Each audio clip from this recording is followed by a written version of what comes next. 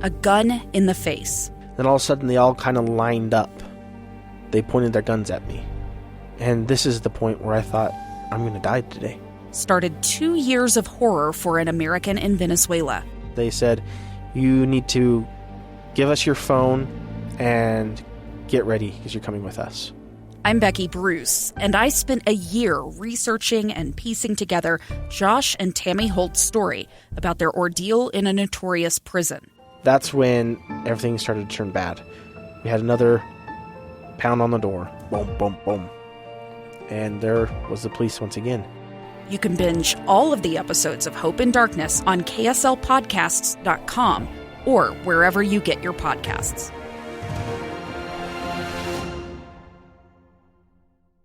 In today's episode of Project Recovery, as the numbers on the scale went down, it gives you a euphoric feeling. Like I'd be like, oh, 1 more pound. I didn't realize until just a couple years ago, that is considered an addiction. make sure you listen to the end. Find us on Facebook at Project Recovery. We'll have that and much more coming up.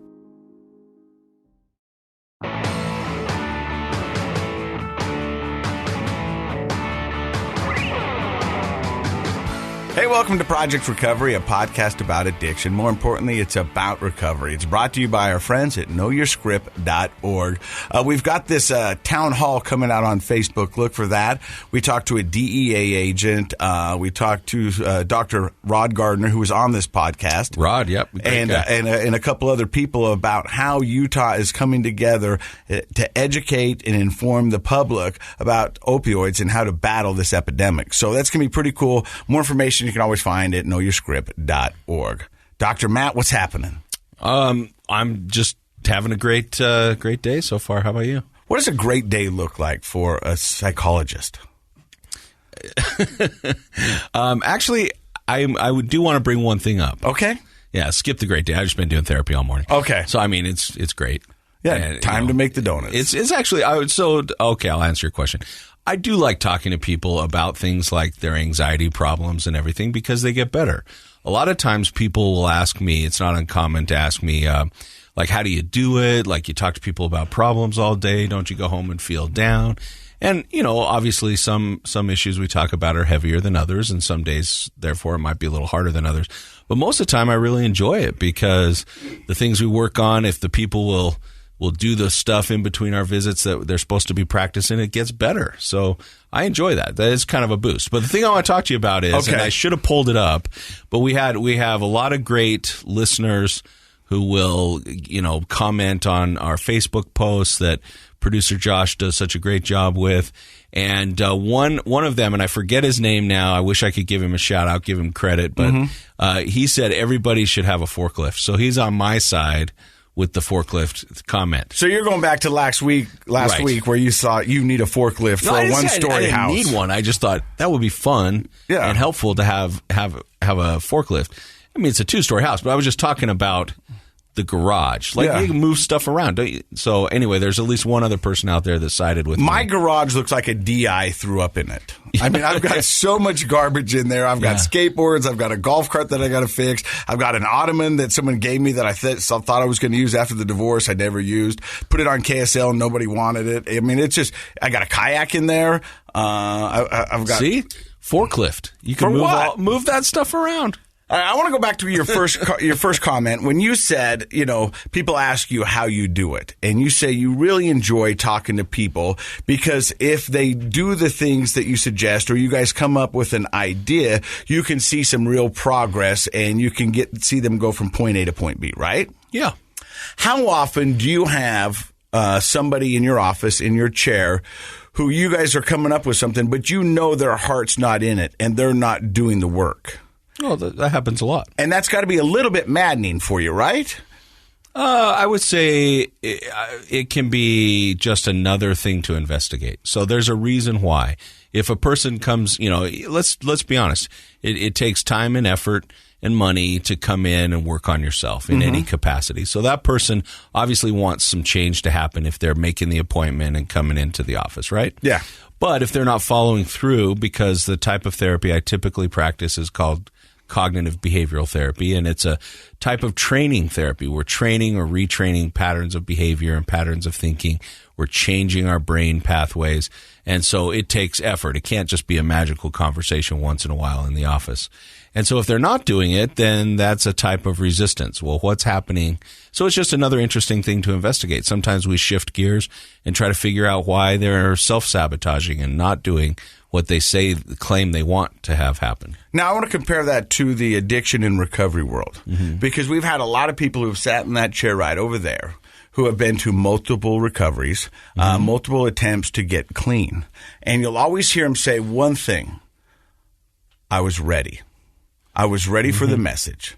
You hear them say things like, I was tired of being tired. That's what got me there. And so I think for somebody to come to your office and get started, they really do want to see a change. They are really invested in a change, and they believe it.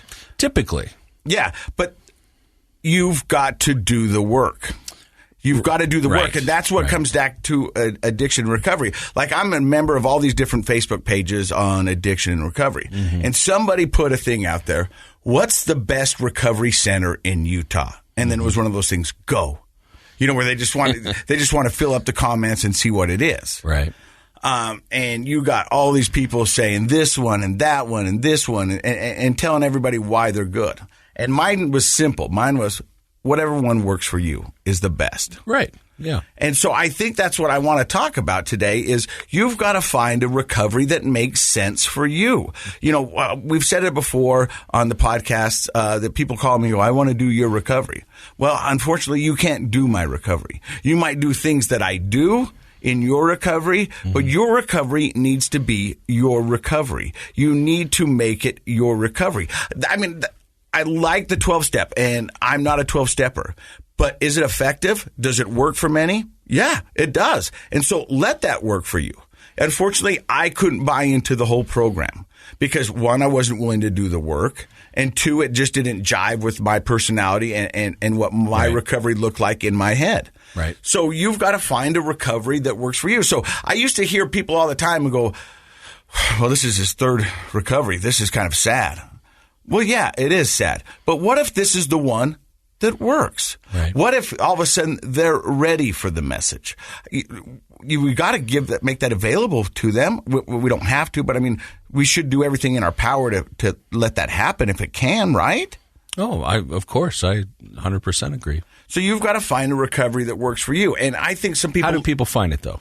So like in your experience, I mean, I like that idea. I definitely agree with it.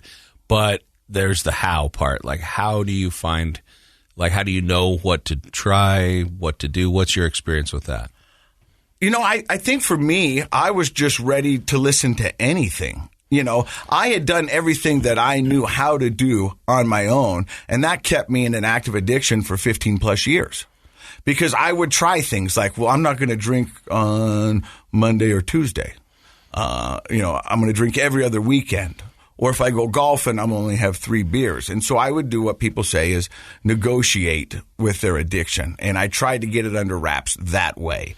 Right. So we know you weren't making it happen. Yeah. So how did you find your addiction, your recovery program, though? How did you find what worked for you? Well, I think once I was open to the idea of recovery, but I was forced. My hand was forced. I mean, I had gotten myself in so much trouble in such a bad place that I knew. Yeah, but like how many people have we talked to on the show who were in just as bad or worse positions and they weren't ready? So why were you ready, do you think? I think it goes back to that. I was sick and tired of being sick and tired. I mean, I was just done. I was just done with the way my life was.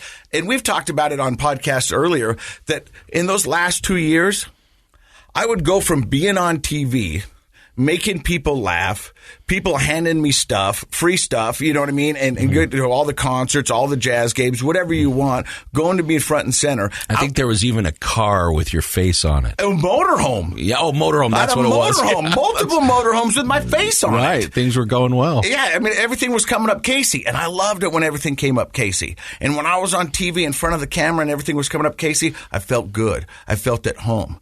But then I'd get in the car, and I'd look in the mirror, and I swear to everything that I would say out loud, I hate my life. And it was audible. Like, if someone's in my car, they'd be like, did you just say you hate your life? And I was like, yes, I hate my life. I hated what I was doing. I hated where I was. I would go home to an empty house with half my stuff in there, only seeing my kids 50% of the time. I was miserable. Things were starting to slip away. Not slip. They were falling away. They were running away and really running away. Like, people were like, I have to distance myself from you. It's not that I don't love you, but I don't want to get caught up in this. You know, like when the Titanic broke and it sucked everybody down. I saw the movie. Yeah, I was the Titanic. And if you were around me, chances are I was going to suck you down. And that's not going to be good. So people had to distance themselves. So I found myself. So why do you think you were hating your life, though? Because on the one hand, eventually, and I know people know your story, eventually you lost the TV stuff and you moved to a different place and all, but like, why did you say you hate your life? Because, on a big portion of your life was still great, going well until it wasn't. But, like, what were you hating? It wasn't your whole life, because I'll play therapist then. That's an all or nothing statement. I hate my life. Well, okay, that's not, that's not true 100%. It's a little exaggeration. Well, but that's how you felt. That's an emotional statement, right? Yeah. Not a rational statement. So let's be rational. Like, what were you hating? I hated who I had become. I hated Which was what? A hypocrite? A drunk? Okay. Two-faced, like you were living two lives. Yeah, two-faced. Someone that I couldn't look in the mirror. Someone that I knew I was better than. You world expected more of yourself. Yeah, the world deserved a good me, and I didn't think they were getting a good me. And everybody loves the funny Casey. Everybody loves the good you, but you didn't feel like that. So when I was on TV and I was making jokes, and I was still making jokes and still making people laugh, and everybody was still happy to see me. But when I got in the car and I got home, I didn't want to look in the mirror. I didn't like who I was. I didn't like what I was doing, and it wasn't good. And so at that point, that's when I was like, I'm done. This can't be the way my story ends. So going into rehab, you're open now because you're desperate, and you kind of hit a point where you're like you wanted to change. How did you find what worked for you when you were there in rehab then? Well, luckily I went to a recovery center that gave me a bunch of different options, and the biggest thing for me was working out and realizing after 2 weeks without substance in my body, I didn't die. So do you think that's something we could recommend to listeners? Like, if you're looking for a treatment center, maybe one that does pride itself on providing you a lot of options, so you could try things out, see what works? I think the recovery world's come a long ways in that sense. 20 years ago, it was AA or white knuckle. Right. That was it. You'd go to these 30-day deals, and they would keep you in there. And then they would release you, and there was no thought of aftercare. Right. There was no real digging into the trauma. You go right back to all the same problems. Yeah. Even worse now because you've been away for 30 days. I think 20, 30 years ago, the world thought the answer to addiction was abstinence. Right. And our goal is just to get you away from it from 30 days, and then you're going to be cool. Right. But we're now knowing that we've got to figure out what got That's you. not effective at all. Right. We got to get you to go back to figure out why you were using the drugs. And it goes back to something we were talking about last week, that although my addiction towards the end was a problem, my problems were my problems, and my substance was my answer. And so we've got to go back and figure out what some of those problems are. Either it's address past trauma, figure out insecurities. Sometimes it is, like I was talking, I got my hair dyed this morning, and I was talking to my hairdresser, and I was sitting there, and I had tinfoil on. It's tough being your friend sometimes. Yeah, I know, I get it. And in tinfoil, and we were talking about that. And, we've had so many people that come on this podcast that were either anxious, insecure, right, and they thought there was something wrong with them. And the first time they tried alcohol or pills or marijuana, they felt complete. Boom. It's a relief of all that stress and anxiety. And so momentarily. You're such a young age that all of a sudden, whenever you're feeling like that, click, something that's going to get you right. Well, people have said, I found my answer. Yeah. The missing piece, we've had so many people say on this podcast, that completed me. For the first time in my life, there wasn't sounds in my head. I wasn't insecure. And I was being the person that I'd always wanted to be. Sure. And we go back and say, that's a powerful thing. That person was always there, but we just didn't know how you'd get you to see it or realize it. And so that's what I'm saying is that I just did a podcast with this guy back in Philadelphia 2 days ago. And I am the person today that I always wanted to be. I'm confident. I'm not insecure.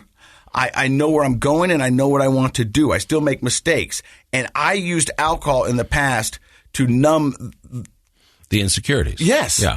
And now I don't care. I got a mugshot. I've done stupid things, but I'm so proud of where I'm at today that I am the person that I always wanted to be. And I'm here not because of alcohol. It's just because I now believe in myself. And that's a powerful thing to say. I do believe in myself. There's nothing out there that I can't do. The guy at the very end of the podcast goes, Casey, so what's next for you? And I said, I don't know. But whatever it is, I know I can do it. And he goes, but you don't have any aspiration to get back on TV? And I go, I don't know. I mean, I kind of like my life right now. I like the freedom that I have. I like the ability to go with my kids. I like being funny when I want to be funny. I'm really enjoying who I am. So if that happened, I'd have to really sit down and consider, like, is this what I want to do? Is this good for Casey? Is this good for my family? And the fact that I can do that with a sober mind and I don't need that to justify who I am or what I do. And I wonder, do you think that's a different way of thinking about it? Like, so somebody presents you with a job opportunity to be back on TV and processing that through, is this right for me in my life right now? Versus in the past, I think you might have said, am I right for this? Can I do this? Yeah. So it's coming at it from a place of doubt and insecurity versus now filtering it through, and is this right for me? Which is the only way we can naturally think like that is if we've done the work and we feel grounded and confident in who we are. Then we start reversing our questions and saying, is this job right for me? Is this relationship right for me? Is this new house right for me? Versus, am I good enough for those things? Because that's that insecure, doubtful self-image that often leads people to compensate with drugs and alcohol. Early on in my recovery, don't get me wrong, I wanted to be back on TV more than anything. And I reached out to KSL. And I said, I'm ready. And they go, you're not ready. And I go, no, I'm ready. I'm 4 months. They said, no, we fired you. Yeah. And I go, I'm sober. I'm ready. And they go, you're not ready. Yeah. And you know what? Luckily, they were smart enough to say you're not, because I don't know what would have happened if I'd have got it back that early. I don't know if I would have been ready. I don't, you know what I mean? So that now. Well, I think you've said it on the show, like doing this show and having all the opportunities that have come from this program to go out and speak, do other people's shows, talk to people in public. I think that's part of your recovery. Oh, 100%. We were talking to another guest a couple weeks ago, and if this podcast ever went away, I would have to fill the void with something, because this is crucial to my recovery. This is a way that I give back to the community that has given me so much. So I really enjoy this. I enjoy talking to people about the recovery. I love hearing stories. And so that's why I love doing this podcast with you and Josh and KSL, and I think we should probably get to the podcast. Should we start talking about that, or should we just keep going? I mean, I thank you for my free therapy session. Yeah, sure. But let's get to you were talking about our Facebook page and our Instagram, and we've got fans that always comment on there. Yeah. And one of the first people to comment ever is our guest today. Her name is Marnae Moore. We're going to talk to her and find out a little bit about her life. Coming up, you're listening to Project Recovery. 2 years ago, Americans watched in horror as a crisis unfolded at the Kabul airport. There's desperation and anguish. More than 80,000 Afghans have since arrived in America, but this story is still unfolding. I'm Andrea Smartin. In my new podcast, Stranger Becomes Neighbor, we'll find out what happens to these new arrivals in our communities. Who would help our newest neighbors? Follow us at kslpodcast.com, Apple Podcasts, or anywhere else you listen. Hey, welcome back to Project Recovery. I'm Casey Scott. That is Dr. Matt Woolley. He's a clinical psychologist. Our guest today, I think it's safe to say, is a super fan of Project Recovery. Is that? I think that's absolutely true. But our journey started together probably almost 2 years ago, would you say? Is that when you first reached out to me on Facebook? No, it was about a year ago. Well, actually 18 months ago, almost 18 months ago. And you reached out and you were going through some problems, and we're going to find out about that in just a little bit. But how does the story of Marnae Moore begin? All right. So I was thinking about this, and my first thought was small town girl living in a lonely world. I'm like, yeah, there we go. Nice. That kind of actually was my life, to be honest. But so I grew up. I was born in Burley, Idaho, which is a tiny town, southern Idaho. And then between kindergarten and first grade, we moved back to Elba, where my dad was raised. A church house, post office at the end of somebody's house, and a little gas station. So very remote. Had to go to school, which was about 15, 20 miles from us, which was in Malta. But we grew up in a ranch farm. I did all those things. Vaccinated cows, moved sprinkler pipe, just did all the farm stuff. Did you haul hay? No, I did not haul hay. Oh, that was my nightmare growing up. But I had the hay fever allergies and had to haul hay. It was the worst. No, I didn't do that, but I did do a lot of other stuff. Sprinkler pipe, hauling sprinkler pipe. I've done that before too. Kind of a big too. deal. Yeah, that was a summer thing. That's hard work. We had a garden that I swear was a mile long. I'm pretty sure it wasn't, but Felt like it. Oh, it felt like it. Yeah, but that was where I grew up. And how many siblings do you have? 3. And where are you in the order? I am the next to the youngest, so I have an older brother, older sister, and then a younger brother. And you grew up in a small town, doing chores and all that. School's 20, 25 miles away. And how do you feel, like, as a young lady? I mean, is this all you know? Did you feel weird, or was there anxiousness, or? No, I honestly, I felt like my childhood was good. My parents they've both since passed, but my parents were those salt of the earth kind of people. They were just good people. My dad we always said that my dad knew everybody. There was never a stranger. It was just a friend he hadn't met. The thing about my dad is that on the outside, everyone saw this happy, loving person, but we saw a different side of him, and he was so sad. Looking back now, he had depression. I really feel 100% he did. There were times that he would just cry over stuff and be really discouraged about things, and I could never understand it, because I'm like, everybody loves him and he does all these great things, but I really think he struggled with depression, never diagnosed. But, my parents were just great. You mentioned sadness and crying. I'll be honest, male pattern depression often ends up in irritability and anger outbursts. Did you see a lot of that with your dad, or was it more the withdraw and sadness? Withdraw. Yeah. Okay. My dad was he was just mild-mannered. Both of my parents were. Well, now my mom was she was a little on the zany side. She did all the crazy stuff, and then anything silly that I do, I attribute to her. So, yeah. Zany. We don't get that word too often on here. She's zany. That sounds fun. It is, yeah. But, as I've thought about my life, I feel like there's 3 pivotal moments that kind of have brought me to where I am, or took me down the road that I went. The first one was it had to be between 2nd and 3rd grade. I don't really remember for sure. Like I said, we had to travel to school. My mom went early because she was the secretary at the high school, so she would leave early, so we would ride the bus. And I remember sitting on the seat in the bus, and this big high school boy came and sat down by me, and he was not a kind person. He really wasn't. He was just kind of a jerk. But I remember he sat down by me, and I was just like, oh, this doesn't feel good. This doesn't feel right.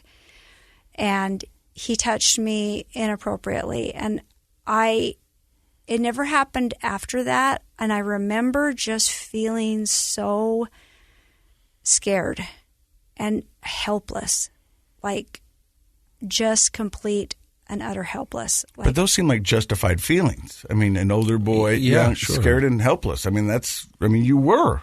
I was. And the thing is, like, I didn't ever talk to my parents about it. I don't know why I didn't, honestly, because I could have. My parents were the kind of people I could have talked to them about it. And I didn't. I just kind of went on with life. The next event that I feel like has been huge was in 5th grade. So up to this point, like, I felt like people liked me, that I was likable and I had friends and whatnot. And I'm in 5th grade and we're out at recess. And this is back in the day where they had playground equipment that's not considered safe today. Hazardous. Yeah. But it was one of those where it's like there's stairs on one side and then there's kind of a platform and you can like go down a pole on either side, and then there was a slide. So I'm underneath, and this one kid, he spits on me. And like, it wasn't just like a little spit. It was like this great big nasty loogie. Yeah. And so I talked to the teacher when I went back in because I'm like, oh, that's disgusting and that's awful. Well, so she approaches him about it. I mean, she calls him up and she's like, well, did you do this? And he's like, well, yeah. She goes, well, why would you do that? And he goes, well, she bugs us and no one likes her anyway. And I don't know why that has such a profound effect on me, but it did. Because from that moment on, up until a few years ago, I have struggled to believe that people truly cared about me. They may say they do, but they really don't. Because I'm thinking, if this 5th grade boy that's popular is telling me that nobody really likes me, it must be true. That seems crazy that the power a 5th grade boy can have to affect somebody into their adulthood. And I don't mean crazy, like, but it's a lesson to us all. I mean, it is, and I will say, in a way, I mean, obviously it's the boy's fault, and he was being a little jerk, right? But he also, I've done therapy with it now too, and it's like, he was just a dumb 5th grade boy. Right, he was. Seriously. And so, honestly, probably the reason that it was so impactful throughout your life is actually more to do with you than it was to do with him. Mm-hmm. And it may have been, like it is for a lot of kids when they're bullied, their first sort of realization that the world sees them differently than they see themselves. So going up until that point, until somebody bursts the bubble, so to speak, and like, oh my gosh, somebody, they think I'm annoying. They don't like me. Like, that may have never really crossed your mind before, and it probably wasn't true, but that it's sort of a shock to your system. And for a person who might be predisposed to anxiety and things like that, it can be such a shock that now it shifts you to where, out of self-protection, you're overly analyzing yourself all the time. And so I would imagine that going forward from that event, you were overly self-aware and overly self-critical, always kind of analyzing whether or not you fit in or whether or not people liked you. Is that in the ballpark of your experience? Yeah. And so that's why, and so it's a great lesson to all of us. I mean, bullying can create horribly long-lasting negative effects on a person's self-esteem and their confidence in themselves. And unfortunately, a lot of times that doesn't get addressed until we're adults, if it ever gets addressed at all. So you carry this into your adulthood. You said there's 3 pivotal points in your story, and that was number 2. That's number 2. So fast forward about 15, 16 years old, probably almost 16 years old. So mind you, like, here's this girl who is insecure, no self-confidence. I don't feel like people really care about me. I just want to be cared about, and I, for some reason, didn't feel that. So about 16 years old, I meet this boy, and he was older than me, so that was like, a big cool thing, older than me. He went to another school, which for some reason back in the day, that was cool if you had a boyfriend who went to another school. Yep. Super handsome, very charming, and he was paying attention to me. Like, I was not one of the popular kids. I wasn't. I never was. So I was like, all right, this is cool. This is good. What I learned not too far into was what's the word I'm looking for? A tool, a player, whatever you want to call him. I mean, he really was. He was not invested in the relationship like I was. He really wasn't. I made choices trying to keep him in my life that were against what I grew up believing to be okay. We did things sexually, and that went against everything. Your core beliefs. My core beliefs. And in the end, all that did was just push that self-doubt and made it even bigger. Anyway, he ended up breaking it off with me. And I remember there was about 2 or 3 days, and of course, you're all sad and you think the world's come to an end. Well, that was where I was. I'm just like crying and sad and whatnot. And I remember getting up.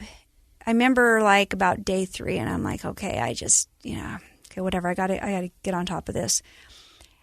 Now, here's the thing that's really, really weird. Up until this point, like, I had never thought about my weight being an issue, ever. It was not a big deal. I never thought about it. Why I stepped on the scale that day, I have no idea. I don't know. But my weight had dropped a little bit. My thought process was, oh, if I lose weight and I get really sick and skinny, he's going to feel bad and he's going to come back. And that started me down my road of my eating disorder. It really had nothing to do with me thinking I was fat or anything. It had everything to do with just wanting to be cared about, for him to come back. Trying to utilize that was a tool to maintain control over the relationship, trying to get him to return. Yeah, and he never did. He never did. But so for about a month, I lived on Diet Pepsi and Bubblicious bubblegum. I ate probably about 3 meals during that month's time, but wow. it was just starving yourself, really. Mm-hmm. I was. And you were 16 at this time? Yep. And here's what I discovered was people cared. They were concerned. I just wanted so badly to fit in and be cared about, because for some reason I didn't think people really cared about me. That kind of filled that void. But it also gave me a sense of control, because if I'm not putting stuff in my body, that I'm in control. I wasn't, but I thought I was. Were you, so people started expressing concern that you weren't looking healthy? Mm-hmm. Is that what you're talking about? So you started getting attention.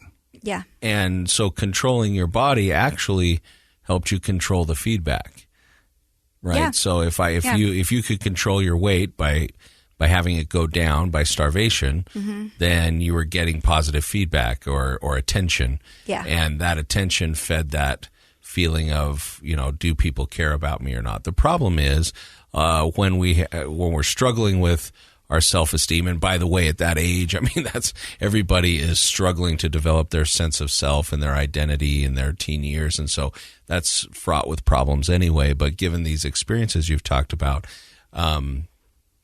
it's extra difficult to fill that bucket up, so to speak. It's like having holes in the bottom of your bucket, and the more people pour compliments into it, it just drains out, and so you have to keep doing it again and again, and it can become mm-hmm. sort of a cycle.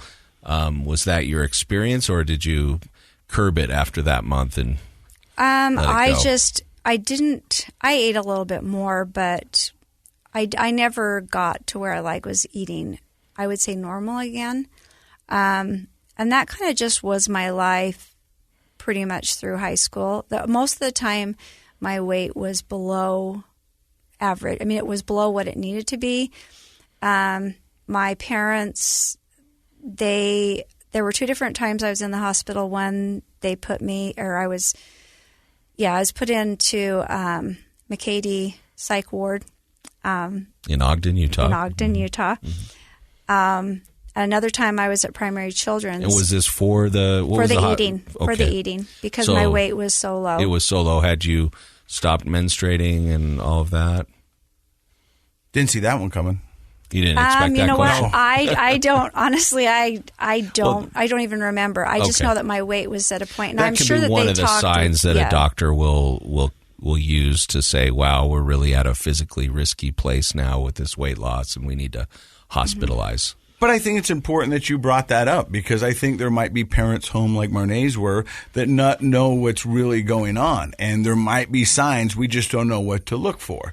So I think that's very informative and some good information. So you kept this going and you went to 2 different hospitals, Ogden and then like a year or so later, I went to Primary Children's. And I'm going to say this, back at that time, the focus was on just get her to gain weight and she's going to be okay.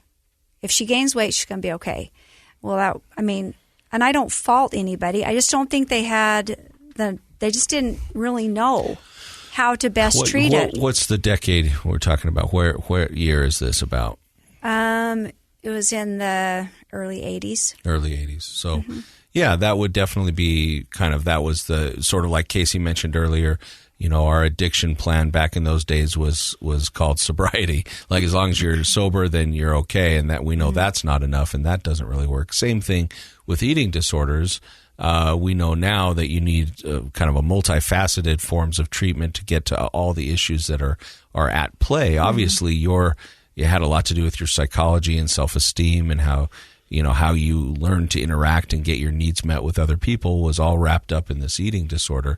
And just gaining weight doesn't solve that issue at all. It doesn't address it. So you're right. Unfortunately, a lot of those hospitalizations, and to be fair, I mean, a hospitalization is an emergency situation. And so, of course, the main thing would be to bring your weight back up and kind of get your body functioning again. But there needs to be so much more to avoid relapse with that. And sounds like you had, at least, and just for the listeners knowing, if you went to McKay-Dee Hospital in Ogden, and then it's sort of like graduating in severity, now we have to be at Primary Children's in Salt Lake. So it tells me that in between those visits, things really didn't get better for you. I mean, there were some times where my weight was up, but then it just fluctuated, and I don't. Were you purging as well, no, or just the anorexic? Yeah. My rock bottom for my eating was my senior year, and I've tried to kind of go back and think, like, was there something that happened that kind of spiraled me during that? And I don't remember, but I do know my senior year was my very lowest. I weighed 75 pounds. And I was this tall. How tall are you? 5'6". 5'6" and 75. That's scary. It was awful. It was awful. And honestly, like, I don't even know how I graduated. Did you have energy? Were you able to walk around very well? I didn't. I spent a lot of time at home. I got permission from the district. They allowed me to do a lot of stuff from home. I did graduate, but there were just so many times where I couldn't do anything. Remember back in the day where there was a water beds? Yeah. Yeah, I had a water bed, and that thing was cranked as high as it would go. I would sleep with 2 or 3 blankets, long johns.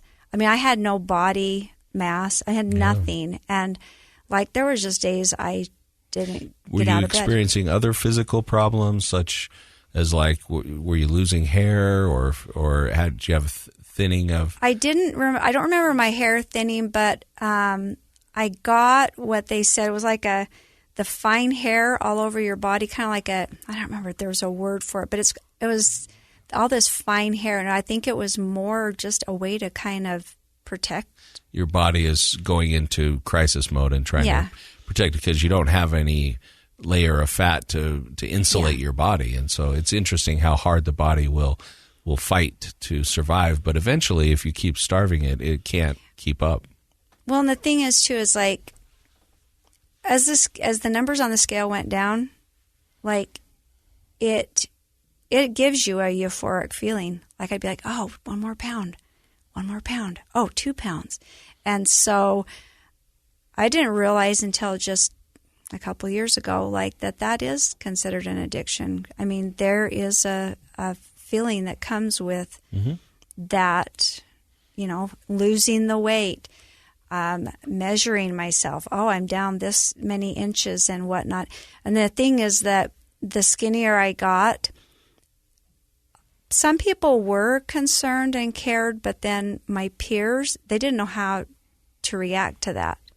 And I looked awful. I mean, seriously, I looked awful. So they pulled away from me, and which, Isolate probably you. made it worse.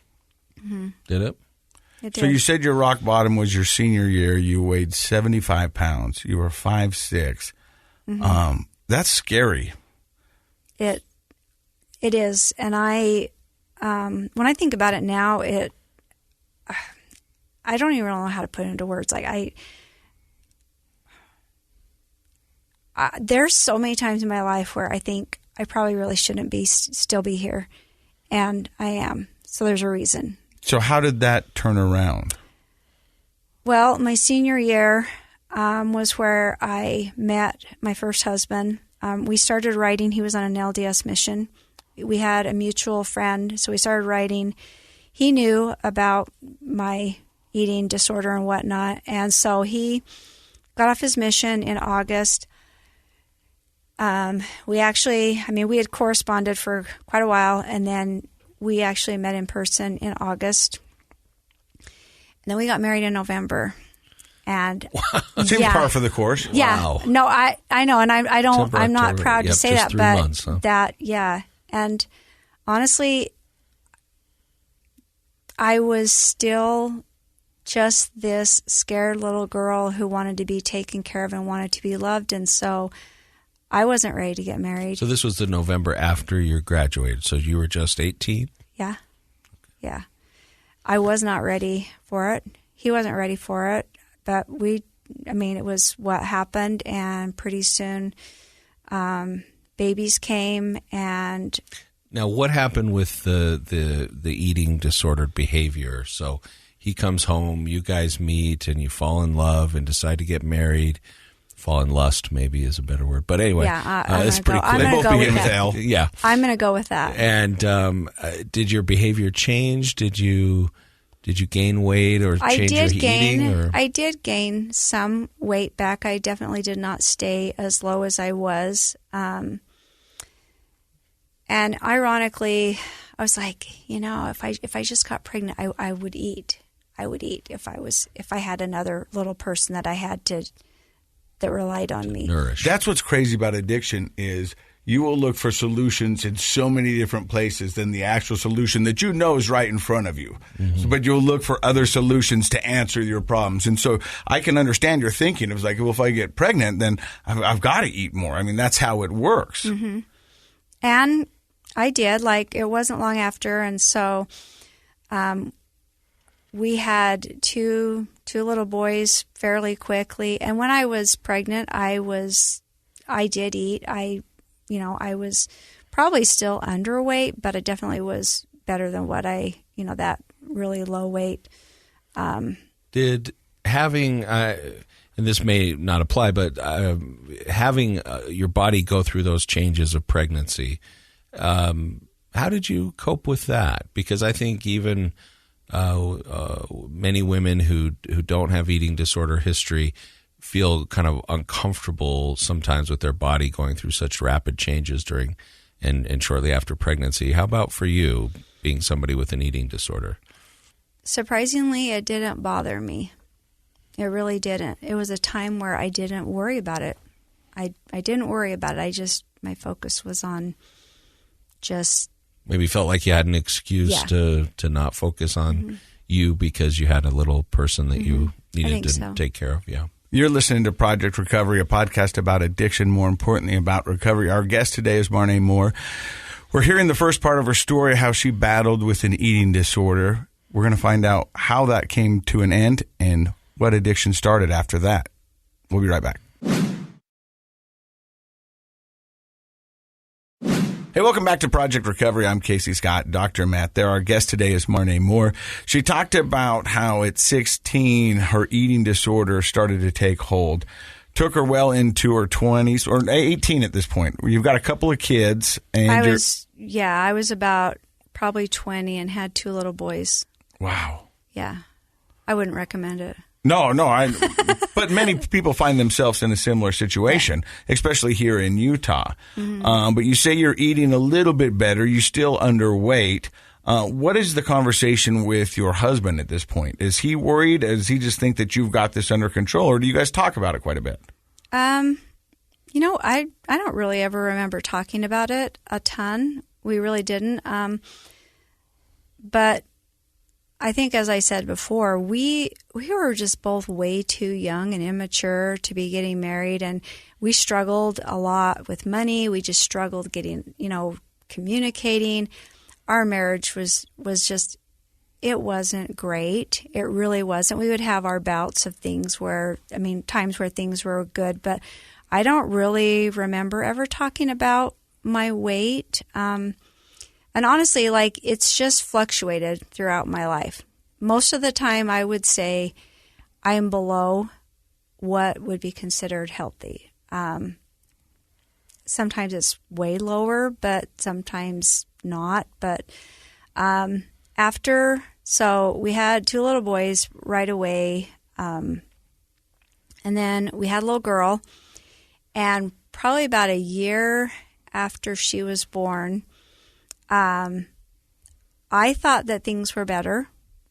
I thought things were better between us. And he comes home one night and he said, I need to talk to you, and sat us all down and said, I'm filing for a divorce. And I'm like, what? Came out of left field. You're what? I mean, there are some points in our marriage where that wouldn't have shocked me necessarily. I would have been sad, but it wouldn't have shocked me. But I honestly felt like we were finally getting to a better place, and so I was shocked. He was very resolute, like, nope, this is happening. I'm sorry. This is the way it's going to be. So there hadn't been a conversation leading up to this. Nope. He had made this decision unilaterally. Like, and normally just came home and told you about it. Yeah, normally, I can speak from experience. Yeah. The D word's thrown around for a while. Yeah, for a while. Yeah. You know what I mean? It's like, hey, Yeah. I remember the first time my ex-wife said that. I was like, hey, did you just say divorce? Whoa, Yeah. this is serious. But you're saying this just came out of nowhere. I mean, there were times before, like I said, we had some pretty rough times, and there were times where it might have been it would be brought up, and it's like, I don't know, maybe we just won't be able to make it, and blah blah. But at this point in time, it was something that I did not see coming. And you were about how old at this time? I don't know. I would say 23-ish, maybe 24. So you'd just been married 5 years. We haven't been married too long, no. 5 years, 3 kids, pretty busy during that time. Did he try to explain or justify his decision? He just was like, we don't get along. This is just the way it's going to be. And so, he said, I'm going to go stay with my sister. Now, at this point in time, we lived in we lived in Ely, Nevada. His sister lived down there. Our producer's from Elko, so you perked his ears there. Yeah. So his sister and her husband lived down there, and he's like, I'm going to go stay with my sister. I said, well, you can stay here. Nope, I'm going to go stay with my sister. So I don't know, a day or two after this, I'm trying to wrap my brain around this whole thing. And my parents lived up in Idaho, and I was like, I got to just go home. I just got to go home for a few days. And I just got to be with I got to leave. I got to go home, get up there. And I was late starting my period, but I attributed it to stress. And I remember a lot of period talk on today's episode. Well, it's relevant. Yeah. It is relevant. So, and I just remember having a very distinct feeling that I needed to get into the doctor and go have a pregnancy test done. And I'm thinking, it can't be. And so I went to this doctor that I'd had for some of my other kids previously, and I remember being in the waiting room, and the nurses came walking, and they're behind the nurses station, and I can see them talking quietly, and they look over at me, and they're kind of doing this shaking their head thing, and I'm like, oh, this can't be good. This can't be good. So they call me back there, and the nurse or the doctor's like, you're pregnant. And I'm like, no, I can't be. He's like, yeah, you are. And they'd done blood works to be so that it would be pretty accurate. Right. So then I'm thinking, okay, I don't know what I'm going to do now. Kind of jumping back into what you were talking about, like how I was like as far as eating and whatnot when I was pregnant.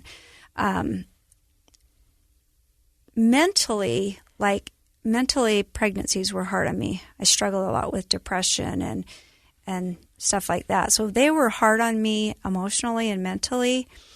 And I just remember thinking, like with my daughter, it was a really rough time with her. And I just thought, I don't know how I'm going to do this because I got nothing now. Like, I don't know how I'm going to do this. And, in between pregnancies, do you feel like your depression sort of resolved itself? Do you feel like it was I don't think it ever went away. Okay. It was better, but better I don't think it never went away. No, it didn't. So I told my soon-to-be ex-husband, and it didn't change anything. Were you hoping it would? I did.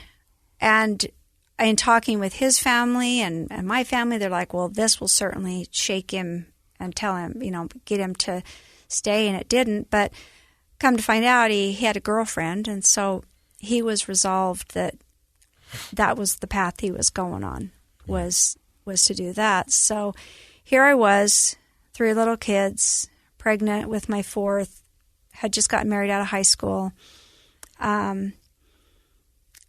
I didn't have time to process the whole thing. I stuffed it. Later it came back to bite me. But at the time, I had to just take care of me and my kids and this new baby. And so I just stayed down there. With what he was paying me, and I had a daycare business, and I had a lot of great people that were a really big support that helped me and stuff. Towards the end, I ended up having to go back up to my parents because I had issues with my pregnancy. But so a couple of months after the divorce was final, being in Ely, Nevada, there's nothing to do.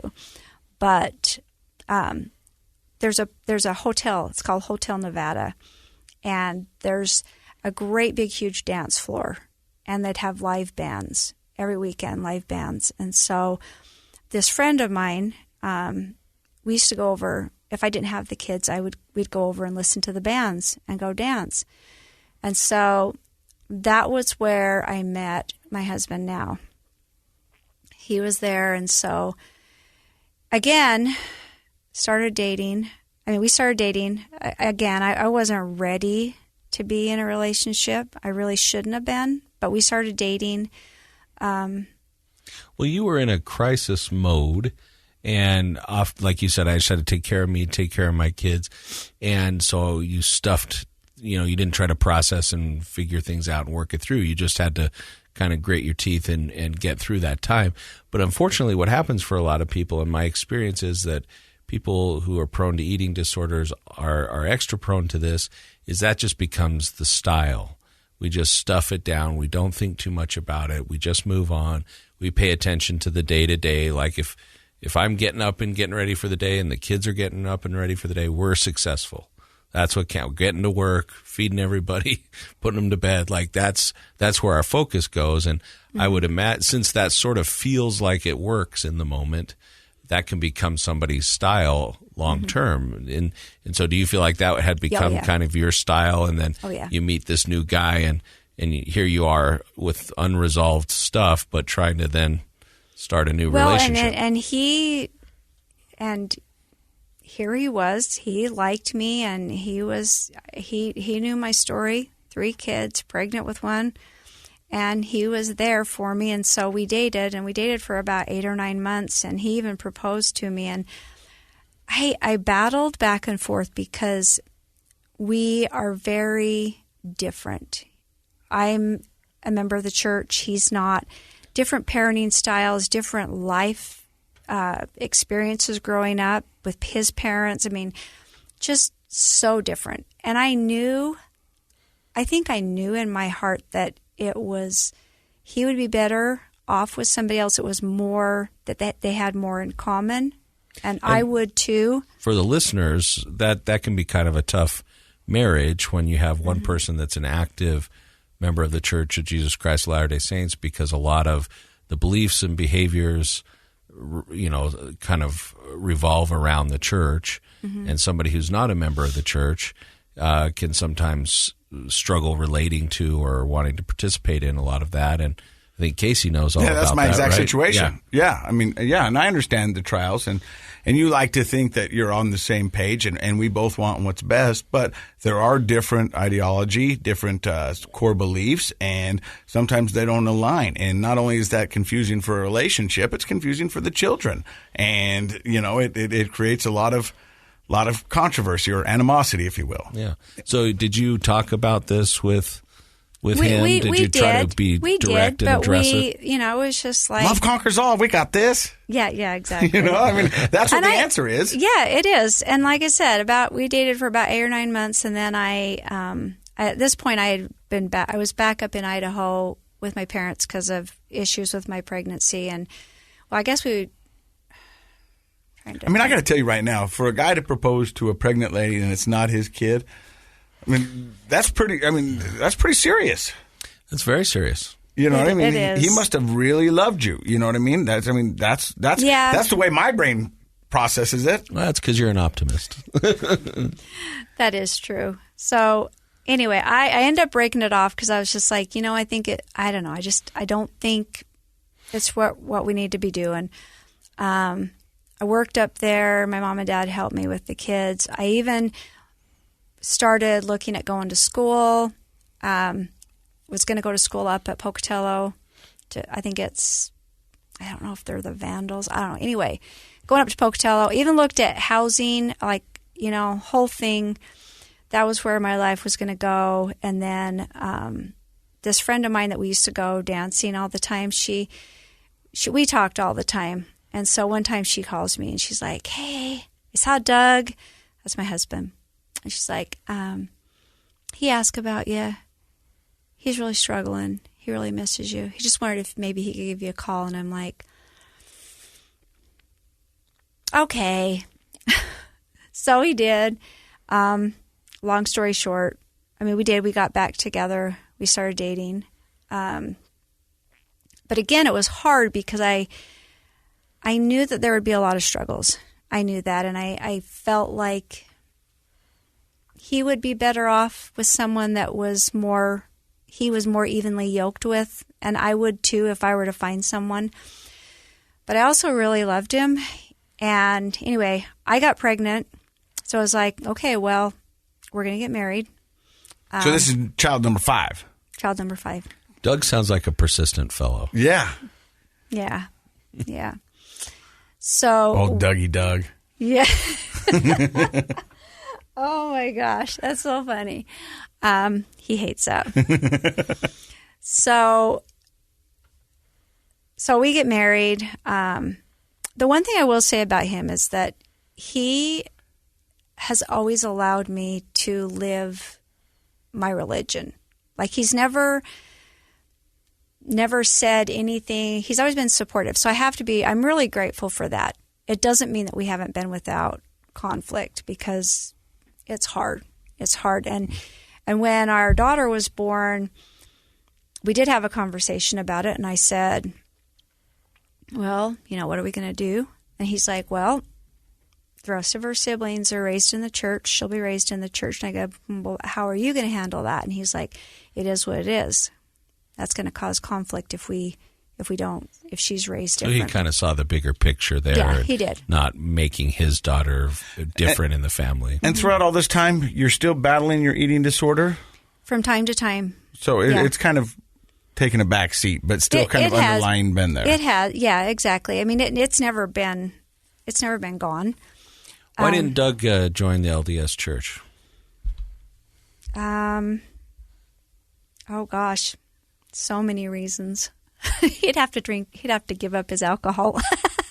That might be one of the primary ones. But I mean, he sounds like a pragmatic sort of guy with He his is, daughter. but he doesn't like the concept of faith. It's like he's an engineer by profession, so everything's very black and white, scientifically has to be, all that kind of stuff. And he's never Can't make the jump. Nope. So you guys get married. You have a fifth child. She's going to be raised in the LDS Church, and everything's going good. Your eating disorder's there, but it's in the backseat, poking its head every once in a while. When do you finally come to a resolution with your eating disorder? I'm in that process right now. And how young are you now? 56. So you've been battling this for 40 plus years. A long time, yeah. But along this path, opioids came into the picture. So here's what we're going to do. I'm going to take a break. You're listening to Project Recovery, and we come back. We're going to talk how Marnae brings opioids into the eating disorder and how that affects her life. You're listening to Project Recovery. Hey, welcome back to Project Recovery. Casey Scott here, and that is Dr. Matt Woolley. Our guest today is Marnae Moore, who's been battling with an eating disorder for the past 40 years. Before we took that break, she said, then opioids came in. And how did that all happen? I started getting these really bad sores in my mouth. They were almost kind of like an ulcer. I went to the dentist, and he would give me Norco for them and an antiviral, but until the antiviral would get in, like the Norco. So I don't know what Norco is. I'm not that familiar with it, but it's an opiate. It's a painkiller. It's Lortab. Yeah. Oh, Is it okay. just Yeah. Lortab? Okay. Yeah. Yeah. And the thing is, I had opioids previously in my life for surgeries and stuff, and I do know that they made me feel good, but they weren't. I was more concerned, and I took them because it took the pain away. I did like the way they made me feel, but it was like that didn't become all encompassing to me. It was like, I want to get rid of the pain, so that's why I took them. At this point in time, and this was around 2015, just everything going on in my life, I tell you, that made me feel good to take those opioids. And I pretty soon, like anything that I thought that I could get a prescription for, I would go to the doctor. I remember going to Instacare on a Sunday, and they're like, well, it's an hour and a half wait. And I'm like, I'm going to wait. I'll wait because... So you were looking for excuses to exactly. sort of get an Absolutely. opiate prescription. But you weren't intentionally hurting yourself. Oh, no. But if there was anything, like if I had a little bit of a sore throat or sinus pain and pressure, like anything that I could think of, oh, yeah. So emotionally, what was different? Because you said you've had 5 children, and you've had opiates before prescribed, and they worked for the pain, but you weren't really tempted to keep going back to get more opioids until this time. You said, with everything going on in my life, what was the difference? Why? And I have my suspicions, but I want to know, like, what was going on that made it tempting this time versus the other times? Usually his suspicions are right. Probably so. Uh-huh. I was going to college. I had started going to college when I came here. 2008, I lost my dad unexpectedly, and that was brutal. I didn't process that either, because I lost him on a Saturday. His funeral was Wednesday, and my daughter got married on the following Saturday. And then I started back into my next semester of school. Wow. So I didn't process that either. And then 2012, I lost my mom. That was hard as well. Just kids growing up, moving out, getting married. My youngest son went through a horrible divorce, a literal hell for 3 years. So I just think all of those things just were I don't know. It sounds like for the past 40 plus years, you've made a habit of stuffing. I have all your emotions and everything, and Yeah. The body's only got so much room, and you can stuff and stuff until you can't stuff no more. And it sounds like when you took those lower tabs, this time around, they did. And that's the combination. I think you have, when you're coming in, let's say you're going in for something physical, so you have physical pain and you're prescribed an opiate, you're probably going to use it appropriately. But when that physical pain, when you're also bringing in a whole bunch of emotional pain, that's usually when the person starts to feel like that. I need the emotional pain, and the emotional pain is often the extra factor that leads a person to addiction. And so my guess was, well, she's got 5 kids and the craziness of that and a new marriage and all those things. But then to throw in the mix 2 very significant episodes of grief and loss with both of your parents, I'm sure that when you took those Lortabs, it was the emotional pain was, if you had a little relief for a moment. Oh, 100%. 100%. I did go to my physician I had at the time. It was around 2017. And the thing is, I didn't have him the whole time. I would just get him where I could, but I knew I liked him. But then I went to my doctor at the time, and I'm like, this is a problem. And he was super supportive, very kind. I was like, okay, well, I'm really glad that you came to me. And then I went through a period where I didn't have anything. And then 2018... February 2018, I started having a lot of kidney issues, a lot of pain with that, and went to a lot of specialists, had a lot of tests done. They determined it really wasn't the kidney per se. They thought that maybe it was just the nerves around. That I'd probably had a kidney stone, but then the nerves had just never stopped firing. And so I remember them saying, well, we could give you gabapentin, which is a nerve that helps with nerve pain. And I remember thinking, no, because if you give me gabapentin and the pain just stops, then I can't get drugs. I can't get my Loratab that you're giving me and my Percocet, because I started getting that when I started having the kidney issues. So they offered you a solution to your pain, and your thought process was, I don't want a solution because I like the status quo. I like having an open line of pills. Yeah, unfortunately, yeah.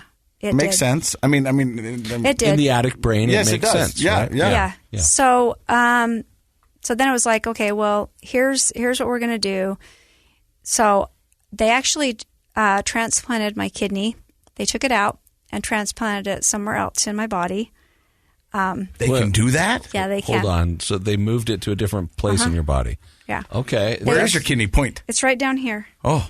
Yeah. Okay. So they said we could do like an ablation, but the nerves will grow back. But if we take the kidney away, it'll alleviate your pain. And so, I mean, that was a big... That's a new operation on me, Casey. I haven't heard of that. Surgery that... Yeah. Yeah. And I remember thinking this too, which is the addict brain. It was like, oh, I'm going to get the good stuff when I go in. Because now we're having surgery, right? Yeah. Isn't that terrible? But that was my brain. That was my thinking, my thought process. So anyway, other little issues after that. I mean, that's a major surgery. And that kind of brought on some other little issues. And it's like the pain the pain from my kidney went away, but then there was other pain. So from February 2018 until December 29, 2019, I was on some sort of pain killers. Every day? Every day. And at the end, they had me on tramadol, but man, I was taking that stuff like nobody's business. And I even went to like a pain clinic at the U, and I sweet talked my way into getting more, it was bad. See, that's what's the fascinating part. There's a lot of fascinating stuff about your story, but it just shows you that addiction does not discriminate. And you look like the president of the PTA. And then all of a sudden you're up there in the pain clinic and you say you sweet talk them. And I'm sure you did. And they were like, there's no way this lady is trying to hoodwink us. But you were. I was.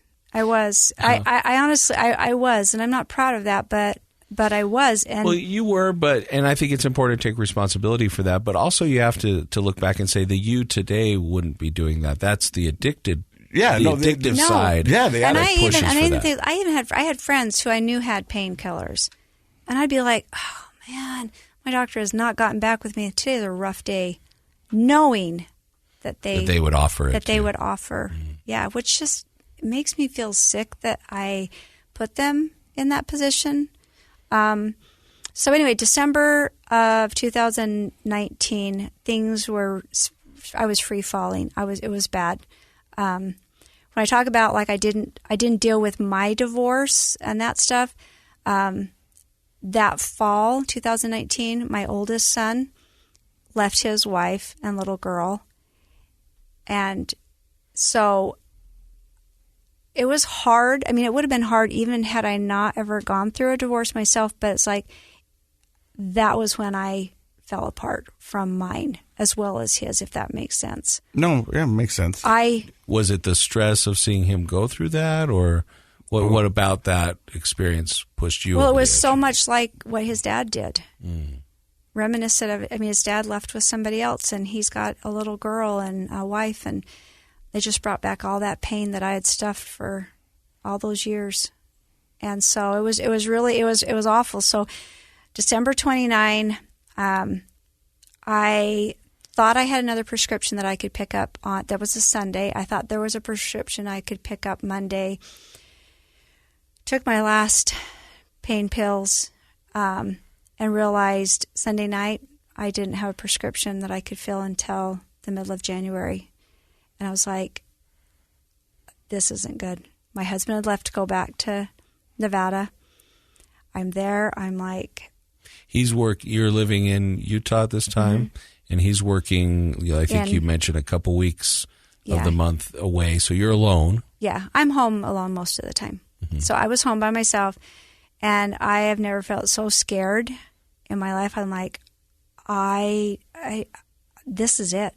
This is it. Like, I have nothing. I don't know what I'm going to do. It was one of the worst nights of my life. Tuesday, I went back into the doctor that I had gone to previously. My doctor was out of town, and my thought was, okay, he knows my story, and I just thought I need to medically have help getting off of this. I can't just cold turkey it. And that's not what I got when I went in there. He hit me with both barrels, told me I was an addict, that I can't believe you did this. I can't believe this is where you're at.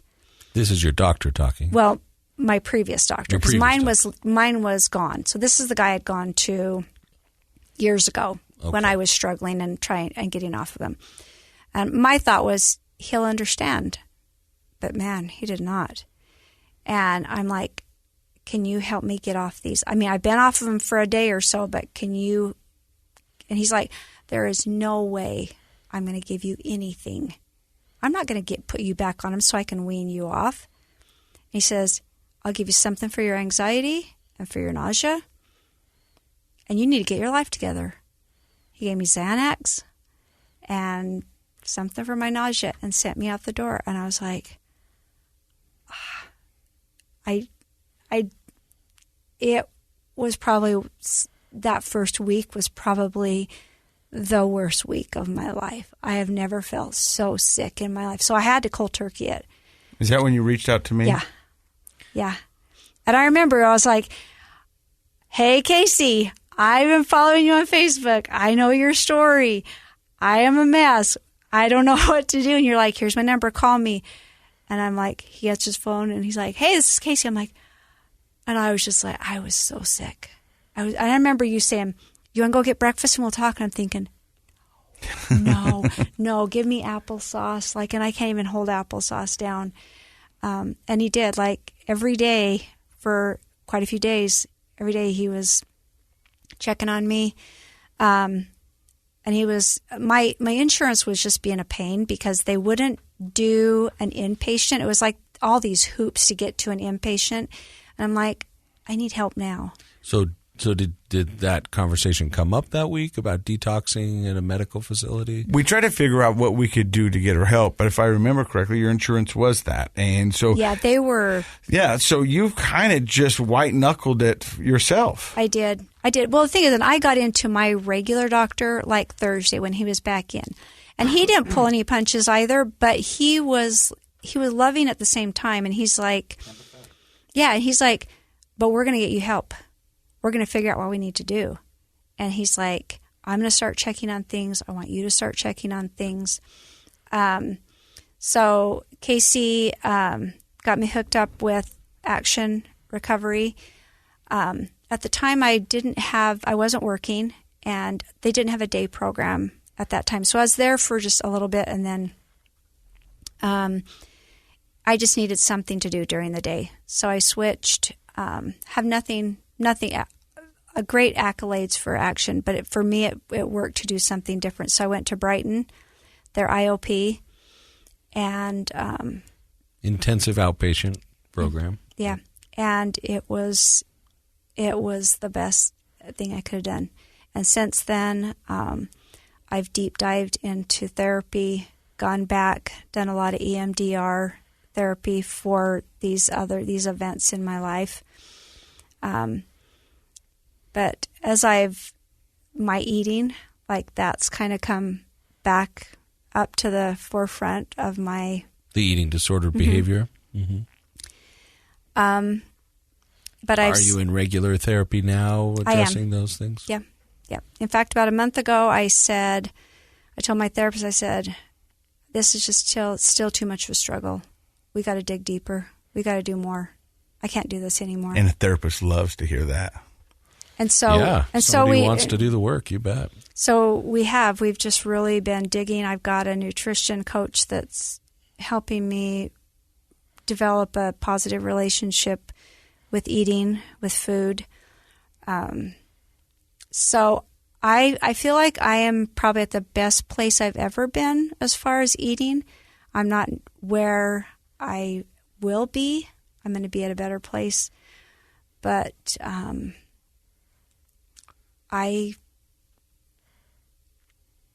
it's just a process. It's just day by day. Jumping back to your recovery at Brighton, was there, we call them modalities, different things a person does, treatment modalities to be sober and be in recovery. Was there anything that happened there that you really connected with that was helpful to you, a particular treatment modality? We did a lot of the cognitive behavior, that a lot of just mindfulness, and I don't know what it's called, but I mean, really, well, I guess it kind of comes back to mindfulness, really thinking about the situation, breaking it down, what is really happening. Journaling, that was one thing that was encouraged, and that's one thing that's been key for me, is to journal stuff. Mm-hmm. It helps tremendously. Our process groups, to me, being able to just listen to other people and then being able to share, to me, that was huge. I still do the aftercare, and to me, that is huge. Like, to listen to people and to talk it out. Mm-hmm. That has been key for me. So as of today, how many months has it been since you've had an opioid? I'm 17 months sober. Congratulations. That's amazing. That's great. And I remember before we brought you on the podcast, and I know you talked to myself and Dr. Matt, that you were nervous about your story because it's not salacious.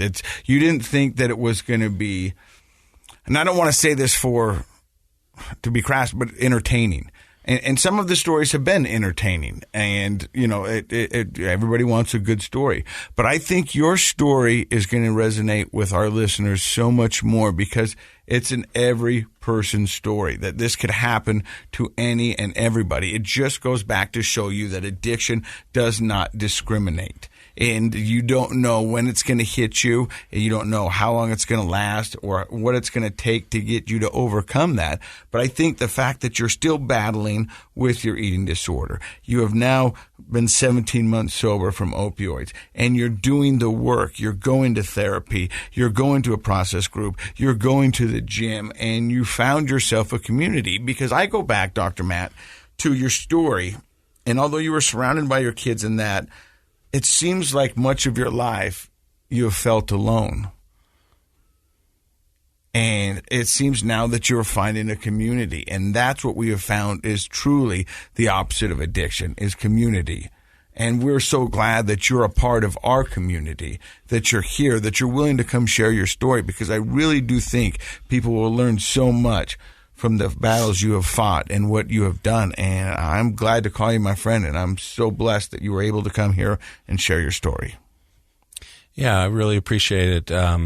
I guess I wasn't even aware of the connection the two of you'd had during that time. So I think that's pretty neat to be able to have you on the show and talk about things. And I hope you'll stick with your therapy because, I guess I'm trying to point out the fact that all of us, anybody, we've seen it, nobody's immune to the possibility of addiction, but I think we're all more susceptible to the possibility of addiction when our emotional lives are unhealthy and when we've been holding on to childhood traumas and when we've been holding on to insecurities and when we aren't directly dealing with our grief and our loss in our life.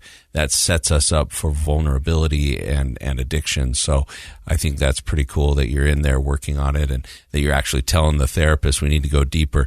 And I like that because I do love it when somebody comes in with a list. I want to do this today, or they come in and they direct the therapy and they're that invested. So I think that's a great prognosis for success. So congratulations. That's cool. Thank you. And you made it without crying. Yeah, I did. I'm kind of surprised because I was, when I talk about my mom and dad, that's hard. Well, congratulations on your sobriety, and thank you for sharing your story with us. You're listening to Project Recovery, a podcast about addiction, more importantly, about recovery. It's brought to you by our friends at knowyourscript.org.